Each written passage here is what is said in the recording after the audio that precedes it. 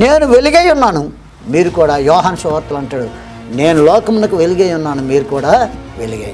కాబట్టి దేవుడు వెలుగ్గా ఉంటే జరిగే కార్యములేమనగా మనం చూస్తున్న ఒకటి, దేవుడు వెలుగ్గా ఉంటే మొట్టమొదట మనం వెలుగులో నడుస్తాం. రెండోది, దేవుని వెలుగై ఉంటే చీకటి కూడా పటాపంచలై పారిపోతుంది. మరి మూడోది, చీకటిను కీడును, చీకటనగా పాపం, కీడు, ఇవన్నీ ఆ చీకటి శక్తులు, దురాత్మ, చేతబడులు, చలం, తంత్రశక్తులు, గాలి, ధూళి, ఇవన్నీ కూడా ఎప్పుడైతే మనం వెలుగులో ఉంటాం, ఒకవేళ మనం ఏదైనా ప్రయోగాలు చేసినా అవన్నీ పటాపంచలై పారిపోతాయి. అవన్నీ పటాపంచలై పారిపోతాయి.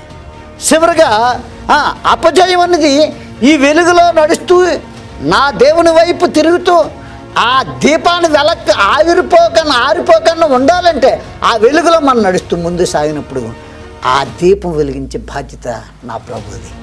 కాబట్టి ఆ వెలుగుతున్న దీపాన్ని ఆర్పే శక్తి ఎవరికి లేదు. అందుకే భక్తుడు అంటాడు, సుడిగాలైనా, జడివాన వచ్చినా, గాలులేసినా ఆరిపోకంటే ఈ దీపం ఉంటుంది. నీ కుటుంబానికి నువ్వే దీపానవి, నీ పిల్లలకి నువ్వే దీపానవి, నీ భర్తకి, నీ భార్యకి నువ్వే దీపం. కనుక దీపం సక్రమంగా వెలిగితే ఆ వెలుగు ఆ చుట్టుపక్కల విస్తరింపబడుతుంది. అలాగే తండ్రిగా, తల్లిగా నీవు సరిగా ఉంటే నీ వెలుగు నీ పిల్లలకి ప్రకాశింపజేస్తుంది.